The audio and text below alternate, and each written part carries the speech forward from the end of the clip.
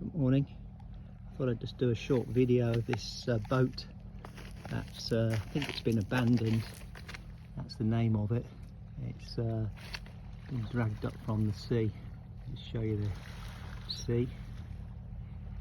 It's quite small. It's a fishing boat and it's got some old oars.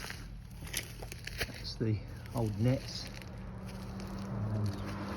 Little cabin, probably engine room. And move to the back, we've got the propeller and rudder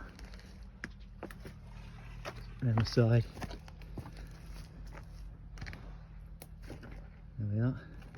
I found these little fishing floats here. If someone wants one, just leave in the comments and I'll post it out to you. Little souvenir from Greece.